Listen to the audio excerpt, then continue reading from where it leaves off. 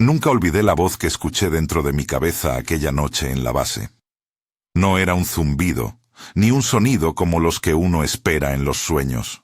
Era una voz clara, sin acento, como si alguien hubiera apagado la radio a mi alrededor y me la hablara al oído desde un cuarto vacío. Dijo una sola palabra: mira, y al decirla, el mundo que yo conocía, el rosario que mi abuela me obligaba a repetir, las estampitas en la cartera, el crujir de las páginas de la Biblia en la misa dominical, empezó a temblar en sus cimientos. Me llamo Miguel Ángel Castillo Rivera. En 2014 tenía 31 años y llevaba más de una década en el ejército. Vengo de Ciudad Juárez. Crecí en una casa donde la fe se comía el pan de la tarde tanto como el frijol. Mi abuela tenía un rosario que olía a humedad y a pólvora, porque la vida aquí siempre estuvo mezclada con el ruido de las balas y con las campanas de la iglesia. Aprendí a rezar antes de dormir, a dejar una estampita debajo de la almohada cuando la madrugada venía con la noticia de otra muerte. La fe, para mí, era sencilla. Cruz, misa, confesar las faltas cuando el sacerdote me miraba con ojos cansados y me decía que rezara por las almas en pena. No era teólogo. Era solo un hijo que había visto cómo la fe calmaba a mi madre y cómo, a veces, no bastaba. Entré al ejército porque era lo que había: trabajo, disciplina, la posibilidad de alejarme un rato de la violencia en la calle. Allí aprendí a respirar bajo la tensión, a desprenderme de la noche y del miedo. Pero también aprendí a guardar secretos, porque el ejército exige eso: silencio. Y con el paso de los años, me fui volviendo bueno en eso de callar. En septiembre de 2014, nos llevaron a una instalación que no figuraba en ninguna carpeta para familiares. Solo sabíamos que era en el desierto de Chihuahua, bajo un calor seco que pegaba la piel a la ropa y un viento que traía pedazos de horizonte. Era una de esas bases que parecen inventadas por alguien que no quiere que existan. Muros altos, malla de alambre, torres de vigilancia en forma de esqueleto, luces que no dejaban dormir y un olor metálico que se metía en los pulmones. Me tocó la guardia nocturna en el ala norte, donde guardaban a lo que nos dijeron que no era humano. Antes de seguir, quiero decir algo importante. Lo que relato es mi experiencia personal. No vengo a dar lecciones ni a crear doctrinas nuevas. No tengo pruebas irrefutables que presentar en un juzgado. Lo único de lo que hablo con certeza es de lo que vi, escuché, sentí y de cómo eso me cambió. Si eso te incomoda, respeta ese sentimiento. Yo también lidié con él durante mucho tiempo. La llegada a la base fue fríamente organizada. Nos escoltaron en camionetas blindadas, con la cajuela llena de equipo y una sensación de que nos pedían que olvidáramos las preguntas. El coronel Medina era un hombre duro, de voz rasposa, acostumbrado a dar órdenes que no se discuten. Lo vi una vez, de lejos, con su puro apagado en la comisura de los labios, mientras nos explicaba en una sala con mapas y una cafetera rota que el objeto en custodia no debía salir de ese perímetro. No es para los que se impresionan fácil, nos dijo. Lo recuerdo como recuerdo de 5 segundos, una voz que cerraba puertas. Al entrar por la bodega donde lo mantenían, mi instinto militar me dijo que me mantuviera frío, profesional. Por fuera, la celda donde estaba parecía una cámara de contención más. Paredes acolchadas, cerraduras en serie, sensores en el techo. Dentro, sin embargo, la escena rompía cualquier expectativa de la ficción que uno ve en películas. No fue un monstruo con garras ni un hombre verde. Era algo distinto, imposible de encasillar con las palabras que tenía. Tenía una forma que usaba para sostenerse en el espacio. Una especie de torso delgado, largos miembros articulados, piel que cambiaba la textura como si fuera un líquido que se solidificaba y se ablandaba a voluntad. Pero lo más extraño era su rostro, o la ausencia de lo que yo llamaría rostro. 2 puntos de luz, una geometría que sugería ojos, y una boca que no se movía cuando la voz que escuché por primera vez habló. Desde el primer día, hubo un equipo de científicos que lo observaba como quien mira un diorama. Llevaban batas, tablets, un aparato de ondas que no supe nombrar. Hicieron fotos, pruebas de resistencia, lecturas que para mí parecían de otro idioma. Frecuencia alfa, beta, respuesta galvanométrica. Los científicos hablaban entre sí en susurros que no llegaban a mi mente, pero sí llegaban las órdenes del coronel. Registro exhaustivo, no contacto no autorizado. Y sin embargo, el contacto sucedió. La primera noche que me tocó la guardia, la base respiraba a diésel y a arena. La luna estaba encogida por alguna razón que no sabíamos, y las luces de seguridad parpadeaban en una cadencia que parecía un latido. Yo caminaba la ronda con mi linterna y mi riflecito ajustado cuando sentí algo detrás de la nuca, como una pequeña corriente de aire que no venía del ventilador.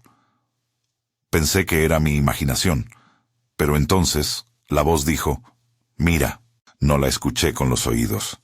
La escuché dentro, como si alguien abriera mi cráneo con una llave muy fría y me dejara escuchar otra frecuencia del mundo. Me arrodillé sin querer. No por miedo a lo físico, sino porque algo en mi pecho se apretó, y me vino la imagen de mi abuela rezando. La voz no tenía emoción, pero transmitía información como si proyectara películas en el interior de mi cabeza. La primera cosa que me dijo fue, no de manera tajante, sino como quien sugiere, que conocía a un hombre llamado Jesús. Lo vi, me dijo. Lo observé como se observa un fuego que no se consume. No puedo describir con exactitud cómo traduje eso en mi lengua. Pensé, ¿qué sabe ese ser de un carpintero de Nazaret, de un hombre que murió hace 2000 años? En mi mente surgió el catecismo que me enseñaron. Jesús era el Hijo, el Salvador, el que había nacido de una virgen, el que había resucitado. Y sin embargo, la voz continuó con cosas que no cuadraban con las respuestas que yo tenía cómodamente guardadas. El acto de entregarse fue amor, dijo. Lo que haces ustedes llaman sacrificio. Él enseñó lo que la conciencia llama ahora, unión. No vi leyes escritas, vi una energía que se ofreció. La forma en que lo dijo no era para contradecir. Era una observación de alguien que mira desde fuera y trata de articular lo que ve. Me estremecí porque mi fe me devolvió una pregunta que yo había enterrado. ¿Qué es realmente el sacrificio? ¿Es una ley, un intercambio o es, como mi abuela lo decía en sus rezos, un puente de amor? Esa noche pensé que estaba teniendo un colapso. Soy de los de sangre caliente pero cabeza fría. He visto compañeros caer en ataques. He tenido que enterrar la sorpresa y seguir cumpliendo órdenes. Pero lo que sentí no fue del cuerpo. Fue un cambio en la manera de percibir el mundo. Al día siguiente sentí vergüenza. Fui a hablar con el capellán de la base, porque la costumbre de mi infancia se activó como un reflejo. Hablar con alguien que sabe de Dios. El sacerdote me miró con esos ojos que la vida maquilla con cansancio y me dijo, «Ruego que sea una prueba que te acerque, hijo, pero cuida lo que cuentas. El rumor mata más que una bala». Tenía razón en eso también. Después del sacerdote vino la orden de no hablar. Nadie, en principio, debería saber lo ocurrido. Pero los hombres somos malos para callar cuando algo nos remueve por dentro. Empezaron rumores. Luces extrañas, un animal que parecía llorar por las noches, un científico que se desmayó frente a los monitores. Yo, por mi parte, seguía escuchando la voz. No cada noche, no con regularidad, pero lo bastante para marcar mis días. Quiero que entiendas cómo era eso. No se trataba de frases hechas, no eran perogrullos. Las palabras me llegaban envueltas en imágenes. Cuando hablaba de Jesús, la imagen que me venía no era la de un hombre de túnica blanca en un altar, sino la de una fila de manos, ofreciéndose unas a otras, y una luz que pasaba de una mano a otra sin consumirse. Cuando habló del cielo, no dijo palabra cielo como una bóveda con nubes. Dijo que el cielo es un estado donde la conciencia vive en expansión, libre de los nudos del ego. Cuando mencionó el infierno, supe que no hablaba del infierno como castigo eterno, sino como una sombra que se aferra a la conciencia hasta que se permite soltar. Cada una de estas palabras me llegaba con el peso de una imagen que contradice y al mismo tiempo dialoga con todo lo que yo había aprendido en la parroquia. Hubo algo que me golpeó más que todo. El ser usaba la palabra reencarnación, no como un dogma, sino como una posibilidad observable. Habló de continuidad de la conciencia. Dijo que lo que ustedes llaman vida es un capítulo, y que la misma energía que animó a Jesús puede repartirse en otras formas. Me dijo que Jesús había sido alguien que pasó por ese circuito. No lo dijo así. Dijo: vi cómo el amor toma formas. No es exclusivo. La vibración es la misma. Para alguien criado con la idea del alma única e indivisible, eso sonó sacrílego. Para alguien que ha visto la muerte de cerca tantas veces, sonó a la vez como una puerta y una cuchillada. No exagero el efecto. Me despertaba sudando a medianoche, con la sensación de que alguien me miraba desde adentro del cráneo. Empecé a mirar la estampita que siempre llevaba en la cartera de otra manera. El Cristo impreso en ella parecía puesto en una vitrina, y sin embargo, la voz me decía que la experiencia de ese Cristo podía ser mucho más grande, y no por disminución del misterio, sino por expansión de lo que significa amar. Aún así, mantuve la postura de soldado. Guarda, observa, reporta. Pero entonces sucedió algo que no esperaba. Uno de los científicos, un tal Navarro, me vio hablar con el aire. No lo notó como una conversación. Notó la dilatación de mis pupilas en un monitor, notó mis lecturas de respuesta galvánica saliendo fuera de lo previsto. Me aislaron para hacer pruebas. Me ataron electrodos en la cabeza como quien pone la corona de un paciente para medir el pulso del pensamiento. La sala olía a desinfectante y café frío. Los científicos tenían expresiones que mezclaban asombro con algo parecido al miedo. Cuando conectaron las máquinas, la voz volvió, y las ondas de la consola bailaron como si alguien tocara cuerdas invisibles. Se abrió un diálogo, esta vez no solo entre él y yo, sino con los aparatos. Los científicos registraban, anotaban, murmuraban palabras que no entendía, y yo sentía que la voz se hacía más paciente, como si hubiera esperado hasta ese momento para bajar la velocidad y explicarme algo con más cuidado.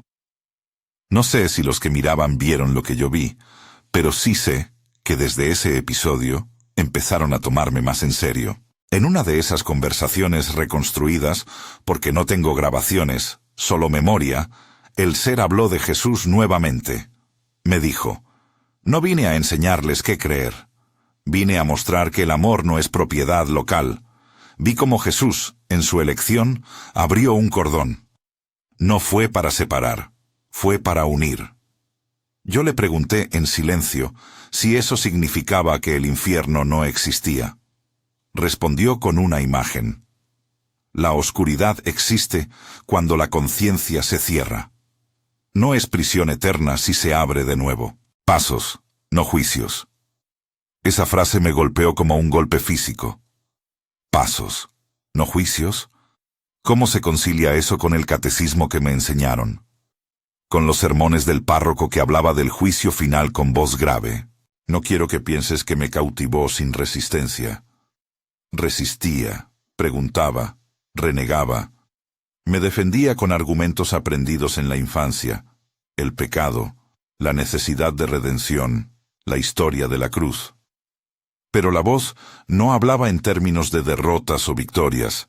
Hablaba en impresiones, experiencias, visión.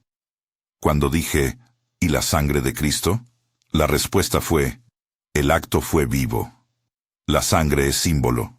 Lo que marcó fue el ofrecimiento. Esa respuesta me dejó sin palabra. Veía a mi abuela en la penumbra de su cuarto, cruzándose el pecho como quien cierra una puerta.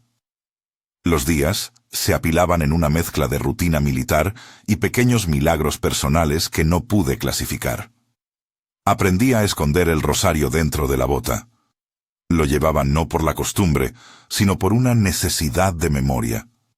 A veces, en la oscuridad del servicio, mi mano rozaba el cordón y sentía que la voz se calmaba. Otras veces, la voz me empujaba a pensar en la compasión de manera tan concreta que era imposible no sentir culpa por los momentos en que yo había mirado a un enemigo a los ojos y no había rezado por su alma, sino que había pensado en la eficiencia del tiro.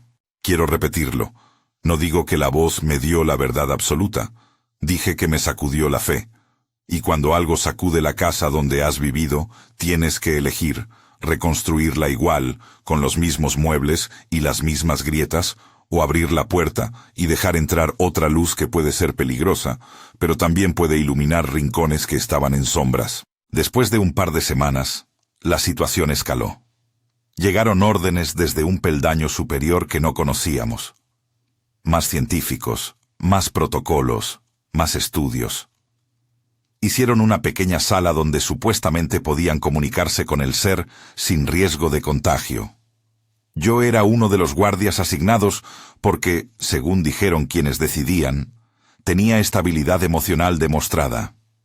Es curioso cómo la palabra estabilidad puede usarse para etiquetar algo que, en privado, está a punto de romperse. Esa segunda noche que me asignaron a la sala de observación fue distinta. La celda estaba envuelta en una luz azulada que parecía no tener fuente. Los monitores proyectaban líneas que más que lecturas parecían mapas de un clima interior. Yo me senté en un banco de metal y tomé mi rosario sin pensar demasiado en ello.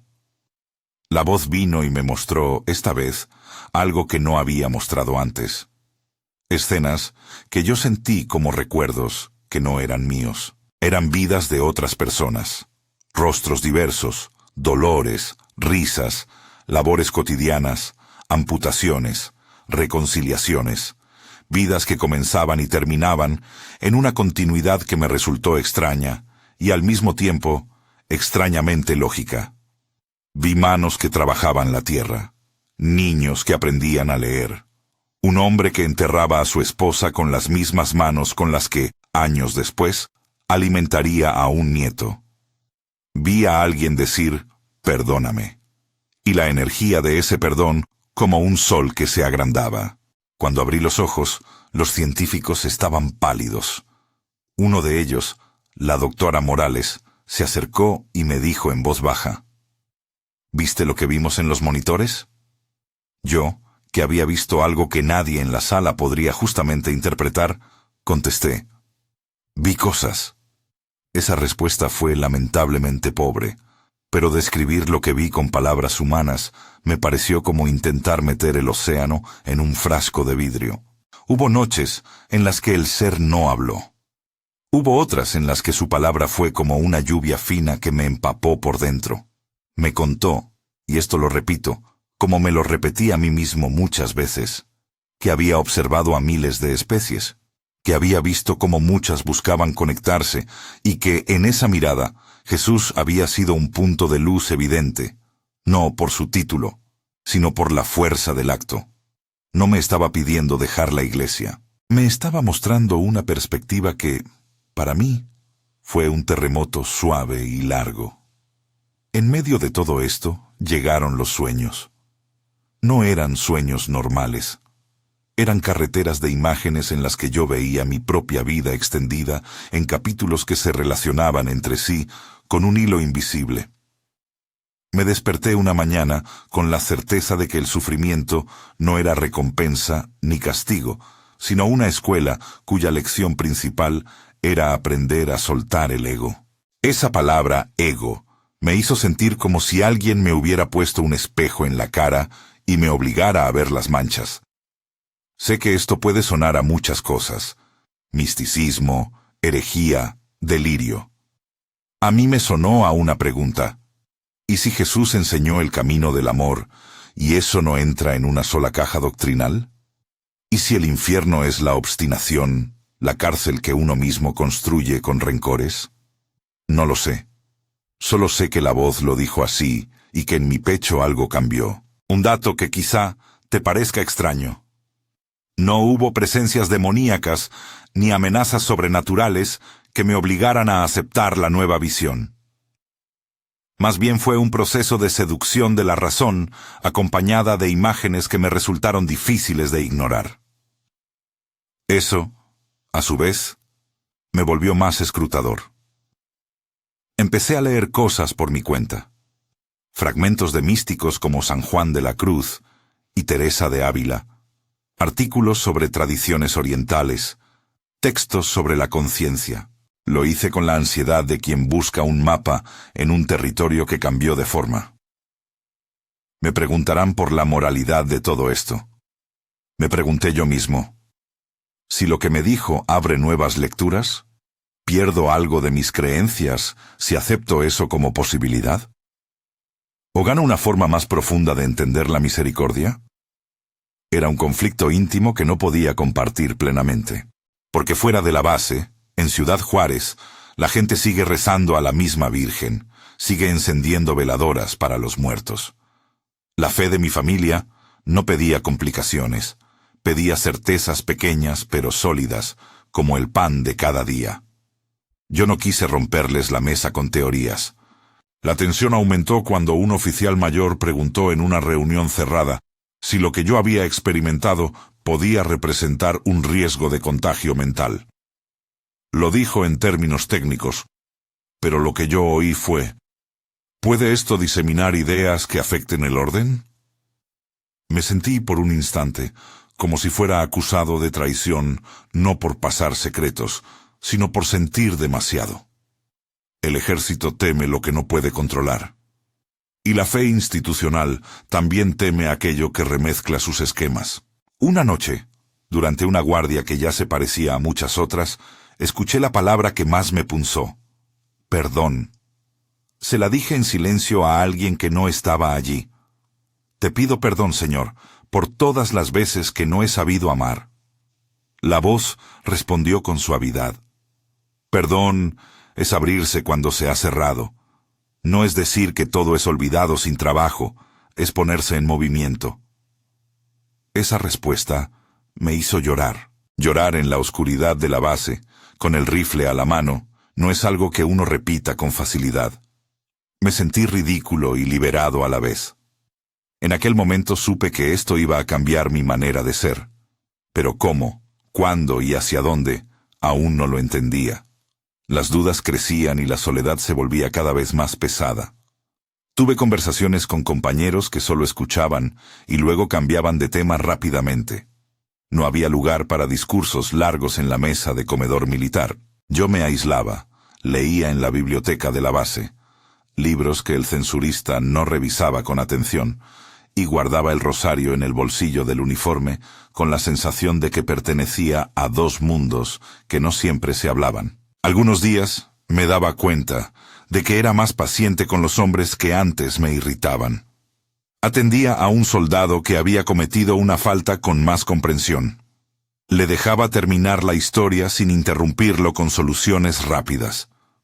Era como si una pequeña voz interior, quizás la misma que me hablaba en la noche, me recordara que detrás de cada gesto hay una conciencia que puede estar herida. Ese cambio práctico, ser más compasivo, mirar sin juzgar a la ligera, fue la primera señal visible de que algo de lo que me dijo se estaba filtrando en mi vida. Pero al mismo tiempo, la comunidad alrededor de la base empezaba a sospechar. Un rumor llegó a Ciudad Juárez. Allí en la base guardan algo que no es humano. La gente empezó a mirar con otros ojos a los soldados que volvíamos esporádicamente a la ciudad. Y yo cargaba el peso de una experiencia que no tenía palabras legales ni teológicas para explicar. A partir de aquí, las noches se volvieron un escenario de tensión donde la ciencia, la fe y el secreto se empujaban entre sí. Hubo momentos de ternura, momentos de pruebas, y momentos en los que juré no volver a contar nada. Y sin embargo, aquí estoy, contándolo. Porque aquel mira inicial abrió una puerta que no pude cerrar, y desde entonces mi vida nunca fue la misma. Si alguna experiencia te hizo cuestionar tu fe, comenta abajo. Me interesa saber si alguien más sintió esa sacudida. La historia continuó en formas que no esperaba. En una ocasión, el coronel ordenó cambiar el protocolo porque el ser había presentado una reacción inesperada a un experimento con ondas sonoras. En otra, la doctora Morales casi rompió las normas para acercarse más a la celda y terminar en terapia con sus propios temores. Yo vi a hombres y mujeres que, por primera vez en su carrera, dudaban del plan y dejaban caer sus seguridades como quien suelta una mochila demasiado pesada. Recuerdo una tarde en la que, al volver de una patrulla, me senté en el barracón y miré mi rosario. El metal de las cuentas estaba gastado por los dedos de mi abuela, y pensé en cómo eso mismo de sostener cuentas podría ser, para distintos pueblos, el único puente que les une a lo sagrado. El ser no quería abolir los ritos. Decía que más bien mostraba que la experiencia que esos ritos buscan no es exclusiva de una sola forma. Eso, para mí, seguía sonando peligroso. Si lo digo en voz alta en una iglesia, me miran raro. Si lo digo en una reunión científica, me electronizan con preguntas y me piden pruebas. Una noche, casi como una prueba, me llevaron a la sala de observación y me dejaron solo con él más tiempo del habitual. Estaba cansado, y la base tenía un silencio tan profundo que se podía oír el clic de un fusible a kilómetros. La voz entró sin preámbulos y me mostró una visión que aún hoy tengo clavada en la retina. Una serie de manos extendidas sobre una mesa, no para pedir, sino para sostener. Me dijo que eso era lo que había visto en la muerte de quienes se entregaban, una cadena de manos que sostiene, no un tribunal que juzga. El amor es una sucesión de manos, dijo, no un solo juicio. Yo sentí que eso me iluminaba y me amenazaba, porque si aceptaba una visión así, tendría que replantearme muchas cosas personales, mi sensibilidad frente a la violencia, mi forma de mirar al otro, mi manera de acompañar a los que sufren. Al salir de la sala, me topé con el coronel Medina. Me miró y dijo, con esa voz que intenta ser más práctica que moral: no sé qué estés viendo, soldado, pero si ese ver te hace mejor en la misión, que así sea. Nadie más. ¿Entendido? Le contesté con un simple sí, señor, y me fui con el corazón palpitando. En esos meses hubo pequeños rituales que se instalaron sin que yo los planeara. Antes de cada guardia me tocaba el rosario como si fuera un talismán, pero también lo hacía como si fuera un recordatorio. Recuerda esto que viste, pero no dañes a quien no pueda entenderlo. Empecé a escribir en un cuaderno pequeño, con letra apretada, todo lo que podía recordar. Esas páginas serían, tiempo después, mi confesor en silencio. Hubo una conversación que aún me persigue cuando cierro los ojos. Fue una de esas noches en las que el desierto parecía contener la respiración. La voz vino más cercana que de costumbre, y con una paciencia que dolía, me dijo: no busco que me creas, Miguel Ángel. Busco que observes. Observa cómo actúa el amor. No te enamores de una idea. Enamórate de lo que te hace mejor persona. Me sentí desnudo ante esa frase. Fue como si me dijeran: deja de debatir teorías y mira cómo vives. ¿Esa era la prueba? ¿Que mi fe se transformara en actos? No tuve respuesta clara, solo un mandato interior que me empujaba a mirar la compasión en lo pequeño, en no responder con violencia a una ofensa, en ofrecer agua a un compañero que temblaba, en enseñar a mi sobrino de 10 años a no normalizar el dolor. Empecé a llevar pequeñas prácticas de esa enseñanza. Escuchar sin interrumpir, ayudar sin esperar reconocimiento, perdonar sin olvidar. No por fervor religioso, sino como una reacción lógica ante una experiencia que me mostró que el amor puede ser algo tangible. Mientras tanto, fuera de la base, los ecos de lo que allí pasaba comenzaban a filtrarse. Un periodista local publicó una nota sobre luces en el desierto, y aunque no nombró la base, los ojos se empezaron a posar con curiosidad. Las familias de algunos soldados se inquietaron. Un tío mío me llamó una vez y me preguntó si todo estaba bien. Le contesté con evasivas. Trabajo duro, ya sabes cómo es. Mentí por protección. No quería que mi familia se viera envuelta en aquello. Guardé el secreto, y con el tiempo, esa actitud de silencio me fue comiendo por dentro.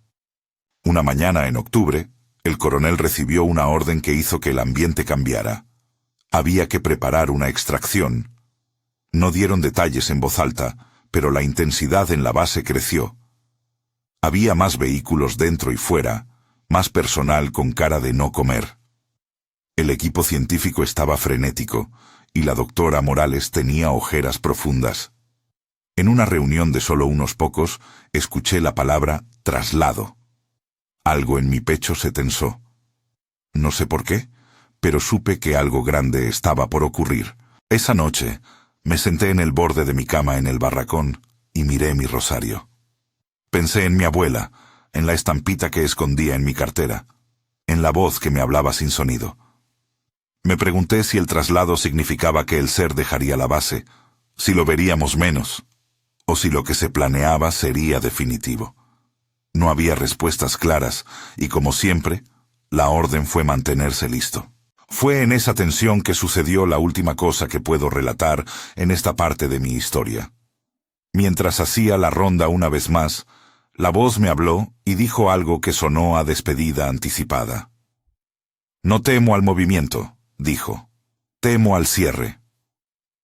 Me quedé con esa frase rebotando en el pecho, como una campana.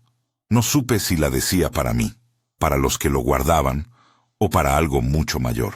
Solo supe que, en ese preciso instante, mi fe oscila entre la seguridad aprendida y la posibilidad de un horizonte más amplio que me llamaba con una mezcla de promesa y miedo. Desde entonces, todo se aceleró. Hubo órdenes que me llamaron a participar en etapas que no esperaba. Lo que parecía un silencio se volvió ruido de operaciones y decisiones. Y yo, que siempre había sido un hombre de pocas preguntas públicas, me vi obligado a crecer en una curiosidad que dolía. Mi casa interior ya no cerraba con llave igual que antes. Había una grieta por donde entraban nuevas luces y nuevos temores. No voy a contarte aquí cómo terminó todo. No todavía. Lo que sí puedo decir es que la verdad del ser, sus palabras sobre Jesús, el cielo y el infierno, me sacudieron la fe de una forma que me llevó a una búsqueda que todavía estoy aprendiendo a sostener. Me obligaron a mirar con honestidad mis certezas y a transformar mi manera de rezar, de mirar y de vivir. Y en el tránsito de ese descubrimiento, muchas preguntas quedaron, muchas decisiones por tomar y un peso enorme de soledad que tendría que aprender a sostener. Pero aunque las respuestas no vinieron del modo en que esperaba, algo claro nació. El amor, en sus múltiples formas, es la constante que atraviesa todo lo que llamamos divino. Y para mí, eso fue, y sigue siendo, al mismo tiempo un consuelo y un desafío. Desde aquel momento en que la palabra amor se me quedó pegada en el pecho, todo empezó a moverse con más prisa. Las órdenes de traslado no eran un rumor. A medianoche, toda la base se activó. Los vehículos que antes habían entrado y salido con discreción ahora parecían columnas, con soldados que no paraban de revisar cerraduras y técnicos que entraban y salían con cajas de equipo selladas. El aire olía a caucho caliente, a gasolina y a café recalentado. Había una tensión en las manos de los hombres que hacía que todos hablasen menos y mirasen más. Me llamaron a una reunión breve en la sala de operaciones. El coronel Medina estaba allí, junto con la doctora Morales y 3 oficiales de inteligencia. No dijeron mucho en voz alta. Había cartas encima de la mesa y señales que yo no debía entender.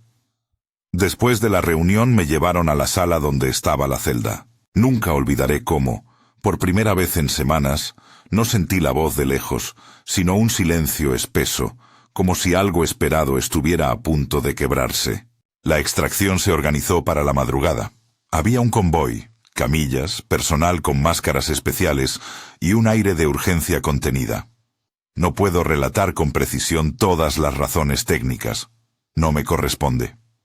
Solo sé que el plan implicaba moverlo a un lugar más seguro y que, por la naturaleza de la operación, el tiempo apremiaba. Nos ordenaron mantener discreción absoluta y asegurar perímetros. A mí me asignaron asegurar el pasillo principal que daba a la bodega.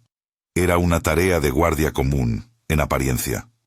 Cuando abrieron la celda, se vio como si el aire mismo cambiara de densidad. El ser estaba más inmóvil de lo habitual. No era que hubiera sufrido. Parecía, en algún sentido extraño, en estado de espera. Las luces del equipo médico proyectaban sombras nuevas en su piel cambiante. Al moverlo, parte del equipo científico trabajó con guantes y herramientas que yo no supe nombrar. Hubo una maniobra en la que, por una falla de balance, se forzó un contacto. Un técnico perdió el soporte, y en el forcejeo tocó el torso de la criatura. En cuestión de segundos, la sala entera quedó en una especie de calma eléctrica. No sé decir en qué momento preciso ocurrió. Sé que la mano del técnico rozó la piel que se plegaba y se abrió como a rescoldo, y una sensación cálida, como una descarga de luz, recorrió mi nuca hasta el centro del pecho. Fue un contacto breve, físico y no invasivo, pero lo suficiente para que la criatura liberara algo que, hasta entonces, había contenido otras capas que los hombres no veían. Fue entonces cuando, por primera vez junto a otros, sentí la visión completa. Se me vino encima como una marea y a la vez con la nitidez de un relámpago. Vidas que no eran mías se apilaban en la sala. Vi manos que curaban.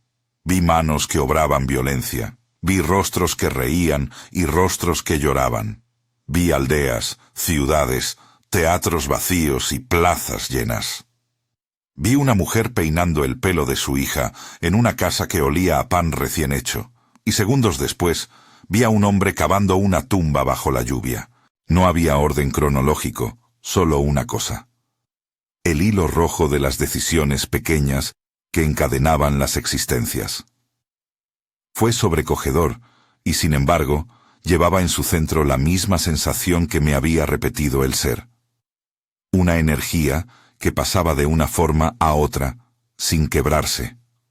En medio de aquella visión tan extraña, la imagen de Jesús apareció no como estatua, ni como pintura, sino como un gesto. Alguien que se inclina para levantar a otro. No sé cómo describirlo sin caer en el silencio del asombro. Lo vi más como una acción que como una figura.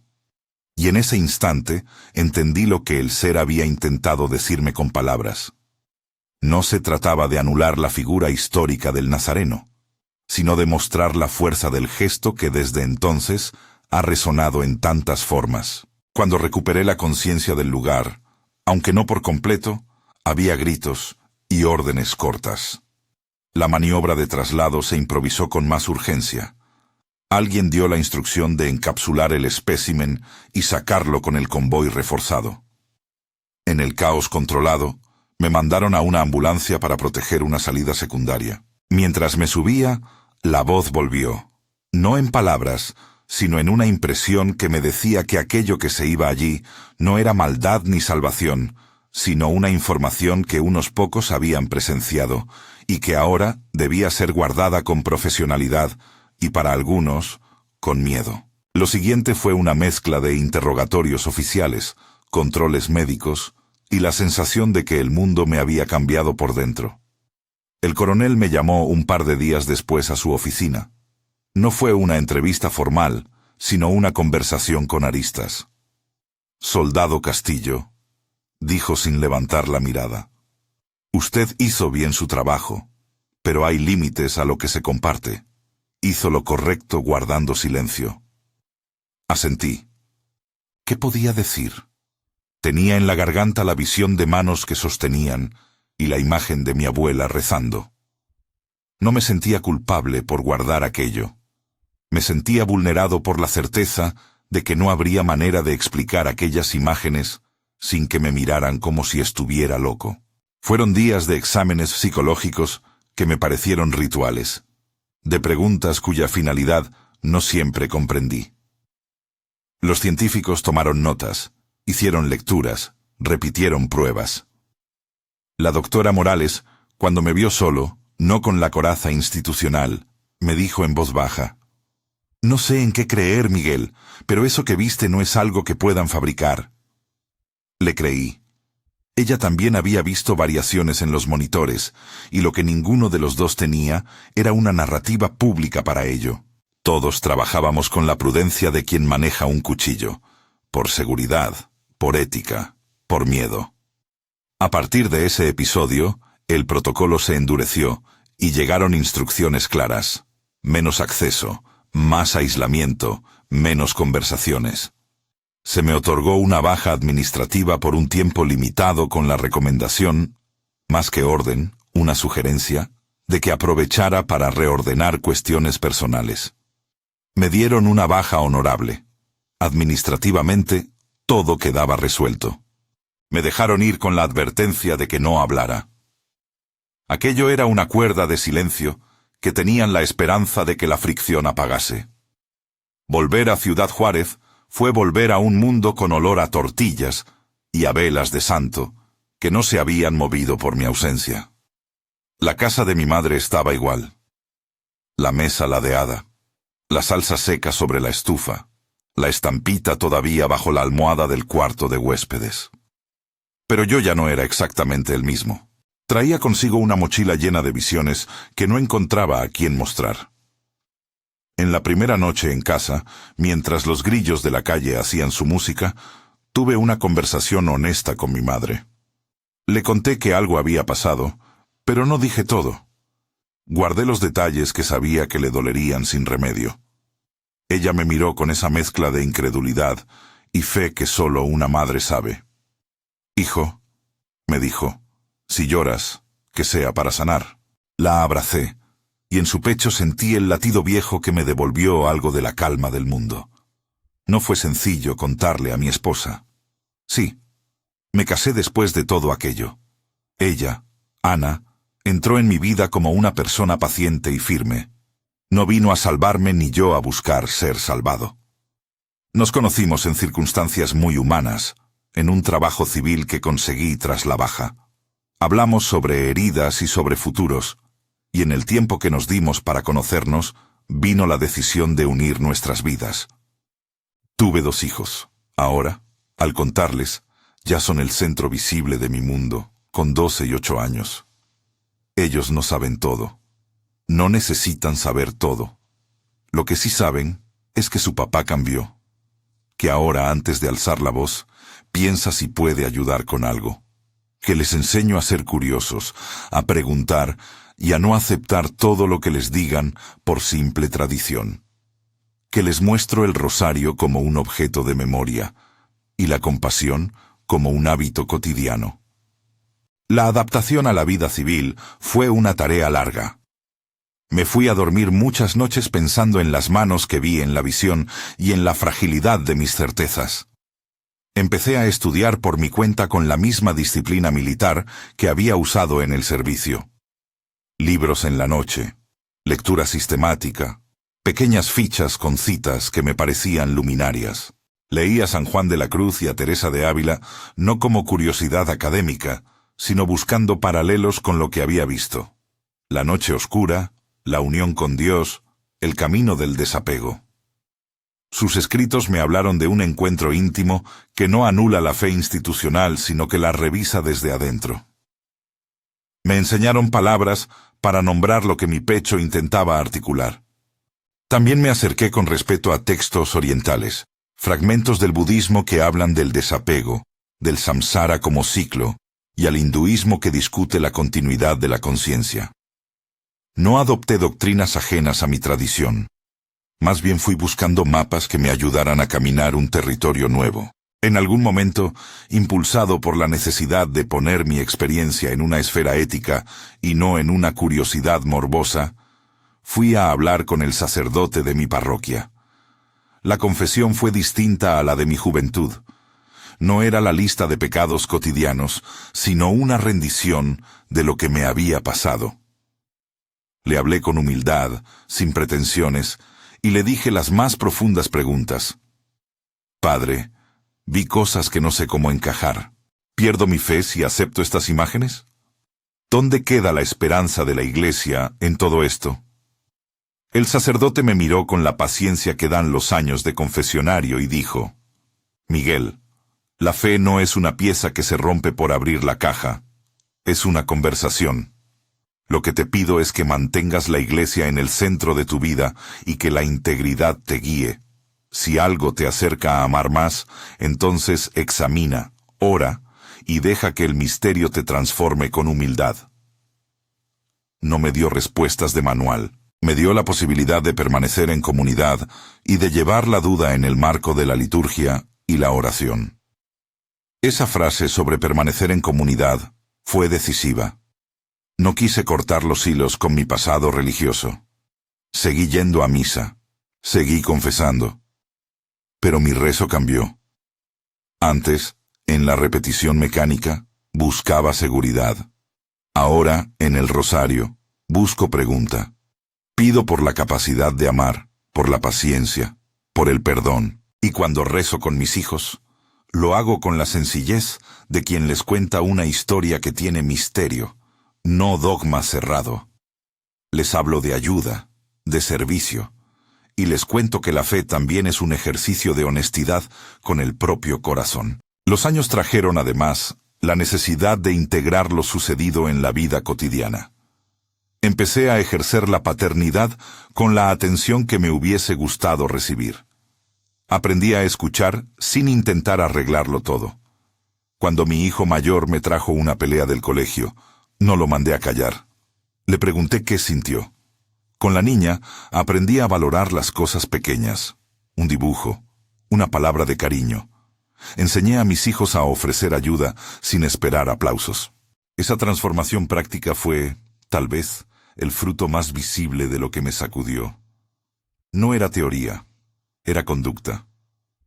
En la esfera pública las cosas fueron más complicadas. Hubo quienes sospecharon, compañeros de antes que ahora veían la experiencia como señal de fragilidad o de vanidad. Algunos me miraban con reservas, otros con sana curiosidad que nunca llegó a más que una pregunta casual. No hice de mi experiencia un espectáculo. No tenía interés en vender una historia ni en convencer a nadie. Conté lo justo a las personas que sabía que podían sostenerme, y cuidé a mi familia de la mirada pública. Aún así, a veces me sentí señalado. Un desconocido que te pregunta en el mercado si realmente crees en lo que cuentas. Un amigo que cambia de tema al oír la palabra extraterrestre. Aprendí a aceptar la incomodidad de ser incomprendido. Con el tiempo, volví a buscar respuestas en los márgenes de la historia religiosa. Leí estudios sobre místicos cristianos que hablaban de estados de conciencia, y artículos que analizaban relatos de experiencias humanas intensas, junto a fenómenos no identificados.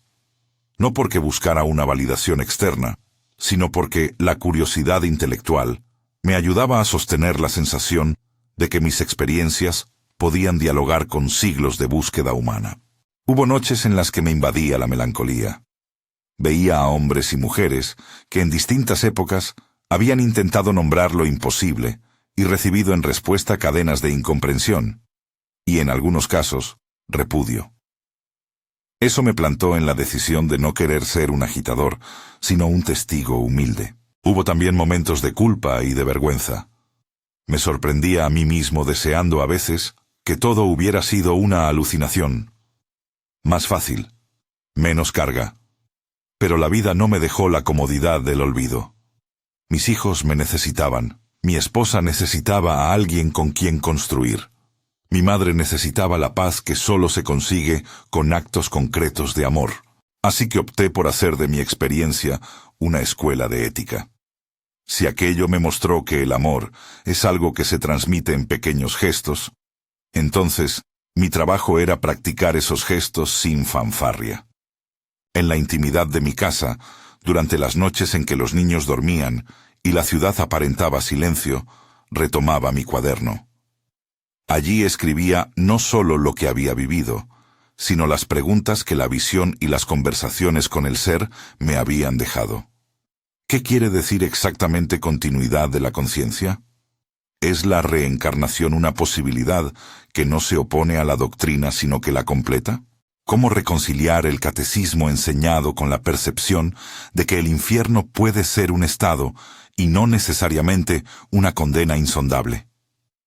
Me permití escribir con libertad, pero siempre marcando mis frases con humildad. Esto es mi experiencia. Esto es lo que me dijo el ser, reconstrucción. No quise pasar línea entre mi voz y la autoridad de la revelación.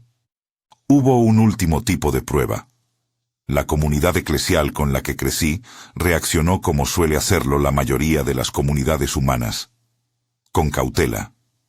Algunos curas me escucharon y mantuvieron distancia prudente.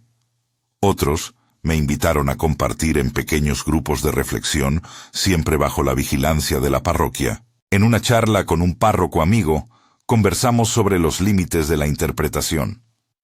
Me dijo que dentro del catolicismo siempre ha habido una rica tradición mística que no contradice la fe, y que la labor del creyente es discernir con oración y comunidad lo que puede edificarnos. Sus palabras me dieron consuelo. La duda no me expulsaba del rebaño ético, sino que me llamaba a una atención más profunda. Con los años, la historia del encuentro quedó guardada como un libro cerrado en mi vida pública y abierto en mi vida íntima. No busqué testigos mediáticos ni notoriedad. Sí busqué honestidad. Hice terapia, hablé con psicólogos, compartí con amigos, y todo ello me fue ayudando a integrar el trauma y la gracia en una sola trama. Aprendí a aceptar que mi fe estaba llena de preguntas y que eso no la hacía menos auténtica. A veces, en mis peores noches, me pregunto si hice bien en callar muchos detalles. Otras, me pregunto si la discreción fue el mejor modo de proteger a quienes amo.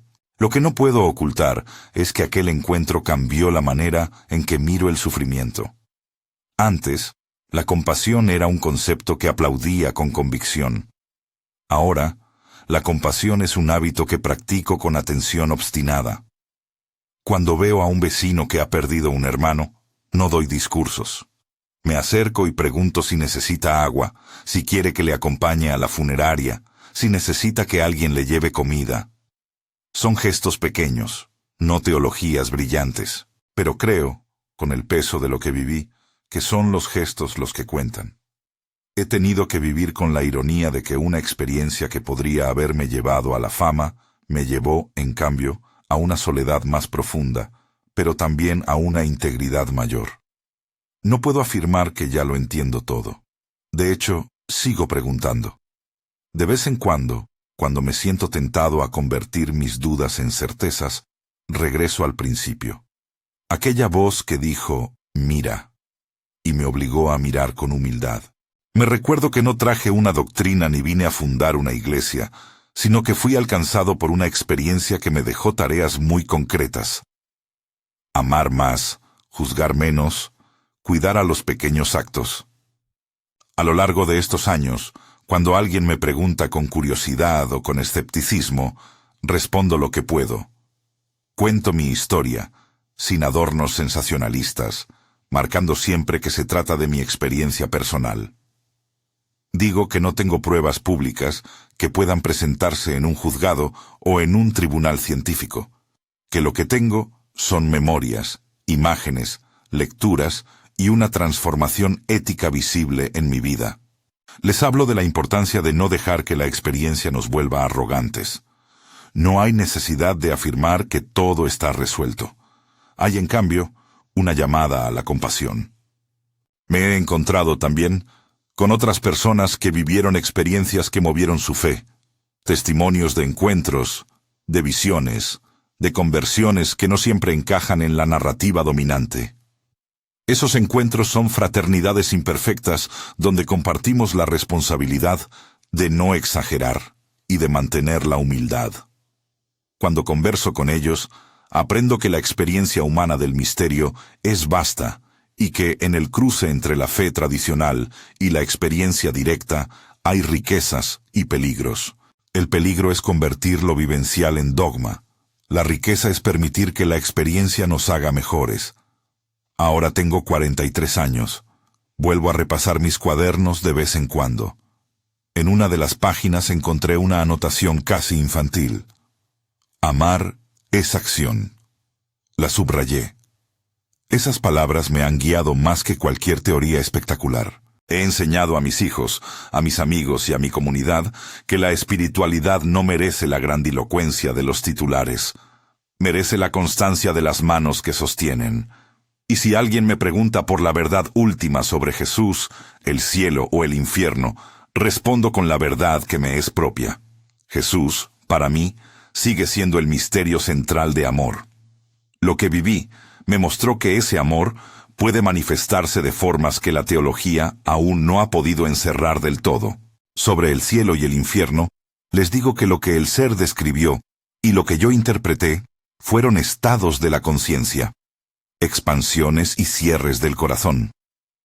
Pero también les digo con honestidad que eso no es una sentencia teológica, sino una imagen que me ayudó a replantear mi vida. Sé que esto puede dejar a muchos incómodos, y lo acepto. Mi intención no es provocar ni negar. Mi intención es simplemente compartir lo que me sucedió con la misma humildad con la que me llegó la voz aquella noche. Sé que habrá quien encuentre en mi relato una amenaza para su fe, y habrá quien encuentre una puerta abierta. A ambos les digo, respétense. Yo respeto nuestras tradiciones. Yo respeto las liturgias y las comunidades que sostienen a millones. Y también pido que se respete la experiencia personal, con la condición de que esa experiencia no se transforme en pretensión de autoridad. Si algo quisiera dejar claro antes de cerrar esto, es que la mayor lección fue práctica. Amar es la prueba que se nos pide. No me pidió el ser cambiar de religión, me instó a mirar cómo mis actos manifestaban la compasión. Esa tarea ha sido la brújula en los años siguientes. Criar con cuidado, acompañar a un vecino, rezar con honestidad, ser humilde ante los misterios. Si alguna vez sientes que tu fe se sacude, tal vez la invitación no sea huir de la duda, sino usarla como catalizador para amar mejor.